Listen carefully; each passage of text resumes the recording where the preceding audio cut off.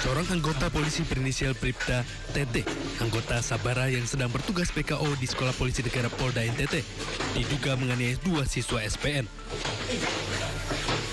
Video dugaan penganiayaan yang viral di media sosial ini sempat menghebohkan warga. Kabid Humas Polda NTT menjelaskan bahwa kasus tersebut sudah dalam penanganan dan Bribda TT sudah ditempatkan secara khusus selama proses pemeriksaan. Kedua siswa korban dan Bribda TT telah dimintai keterangan oleh penyidik Propam Polda NTT. Untuk saat ini yang bersangkutan Bribda TT sudah ditempatkan di tempat khusus atas perintah Bapak Kapolda. Dalam hal ini Polda Nusa Tenggara Timur berkomitmen untuk menindak tegas segala pelanggaran yang dilakukan oleh anggota. Polda NTT menegaskan penanganan kasus ini diharapkan menjadi contoh dalam penerapan nilai asah, asih, dan asuh dalam pembinaan anggota. Kasus seperti ini diharapkan tidak terulang di lingkungan institusi Polri. Dari Kupang, Nusa Tenggara Timur, Eman Suni, iNews melaporkan. Pemirsa, mimpi Indonesia untuk memiliki mobil nasional sepertinya akan segera terwujud. Dan pemerintah bahkan telah menyiapkan alokasi anggaran untuk membangun pabrik Mobnas. Mimpi Indonesia untuk memiliki mobil nasional bangkit kembali seiring rencana Presiden Prabowo Subianto yang ingin menjadikan kendaraan produksi PT Pindad Maung sebagai mobil nasional. Presiden bahkan mewajibkan jajarannya untuk menggunakan Maung sebagai kendaraan operasional. Dalam sidang paripurna Kabinet pada 20 Oktober lalu, Presiden menegaskan Indonesia akan memiliki mobil nasional dalam 3 tahun ke depan. Bahkan pemerintah sudah mengalokasikan anggaran untuk pembangunan pabrik pembuatan mobil kebanggaan Indonesia. Maung merupakan kendaraan taktis ringan berpenggerak roda 4 produksi PT Pindad yang ditujukan untuk mendukung operasi pertempuran jarak dekat dan jelajah medan sulit. Kita akan punya mobil buatan Indonesia dalam 3 tahun yang akan datang.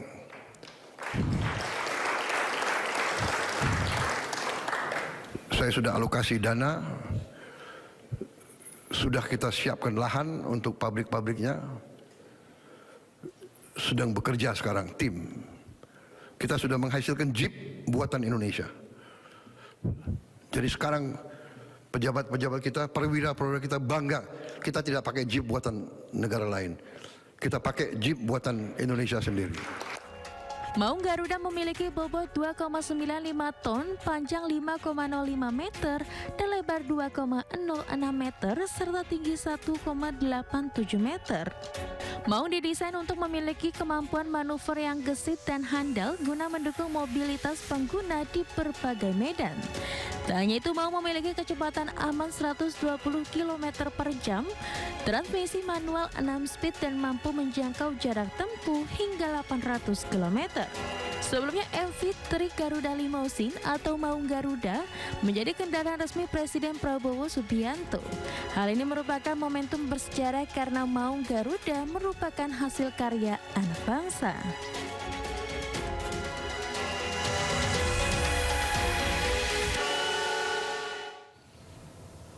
Pemirsa, Kamar Dagang dan juga Industri Indonesia bersama dengan pemerintah Kota Tangerang Selatan resmi meluncurkan program Kampung Digital dan Pojok UMKM di Jaletreng River Park, Tangerang Selatan.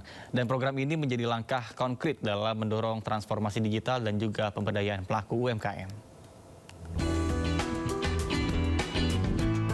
Pemerintah Kota Tangerang Selatan bersama Kadin Indonesia hadirkan ruang pembelajaran, pelatihan, serta promosi produk UMKM. Kerjasama ini juga menjadi model digitalisasi bagi para pelaku UMKM di Tangerang Selatan. Sinergi antara Pemkot Tangsel dan Kadin Indonesia diresmikan melalui peluncuran program Kampung Digital dan Pojok UMKM di Jaletreng River Park, Tangerang Selatan, Banten. Kita berharap bahwa dengan launching Kampung Digital ini memaksimalkan potensi UMKM yang ada, mendekatkan pasar sehingga UMKM kita semakin bergairah untuk melakukan produksi yang kita berharap bahwa UMKM bisa naik kelas. Inilah salah satu yang dilakukan oleh Kadin Indonesia untuk mendukung program pemerintah Indonesia Incorporated. Ratusan produk hasil karya para pelaku UMKM di Tangsel juga turut dipamerkan pada launching program Kampung Digital dan Pojok UMKM ini. Saya sangat mengapresiasi karena peluncuran Kampung Digital dan Pojok UMKM ini oleh Kadin ini merupakan sesuatu yang sangat membantu pemerintah daerah khususnya dan pemerintah tingkat pusat pada umumnya. Karena apa? Karena di sini dengan adanya digital, Kampung Digital berarti memasyaratkan digital untuk UMKM. Program ini menjadi bukti nyata kolaborasi antara Kadin Indonesia Pemkot Tangsel serta dunia usaha dan masyarakat Tangerang Selatan dalam membangun ekosistem ekonomi digital yang inklusif dan berkeadilan. Dari Jakarta, Bagus Prasetya Adi, Leman, iNews melaporkan.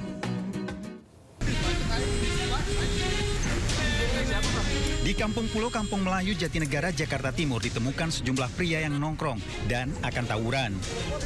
Para pelaku sebelumnya melarikan diri mengetahui kedatangan polisi. 7 pria berhasil diamankan polisi. Tak hanya itu, barang bawaan para pelaku yang sempat dibuang berupa senjata tajam untuk tawuran ditemukan polisi. Dapati 16 senjata tajam di lokasi tersebut. Selanjutnya, tim mengamankan 7 pemuda yang hendak akan melakukan tawuran.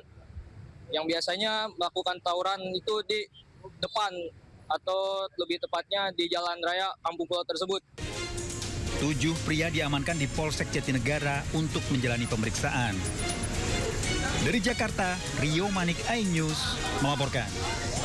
Pemirsa Sindo Today, kita awali dengan informasi terkait dengan cuaca ekstrim yang masih membayangi di akhir tahun ini. Sebuah pohon besar tumbang dan juga menimpa minibus hingga ringsek di kawasan Tangerang Selatan. Sementara di Makassar, seorang pengendara sepeda motor yang tengah melintas tertimpa pohon tumbang. Evakuasi korban pun berlangsung secara dramatis.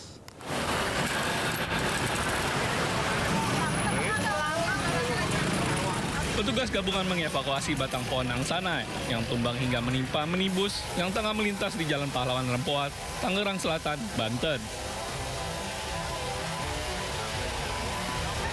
Pohon dengan tinggi 8 meter ini tiba-tiba tumbang akibat kondisinya sudah lapuk dan tua. Selain menimpa minibus, batang pohon yang tumbang ini juga merusak papan minimarket hingga kondisinya hancur. Batang pohon yang tumbang akhirnya berhasil dievakuasi selama 2 jam kemudian, dan arus lalu lintas kembali berjalan normal.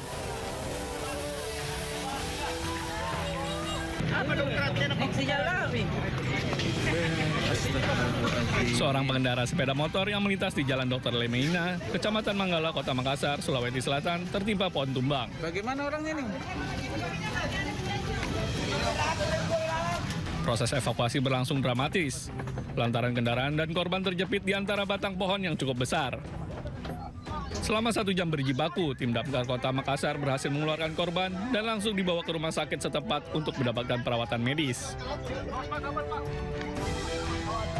Peristiwa tersebut terjadi saat hujan deras disertai angin kencang mengguyur Kota Makassar sejak 2 hari terakhir. Dari Tangsel, Banten dan Makassar, Sulawesi Selatan, Nunung Purnomo, Yul Yuswin, iNews melaporkan.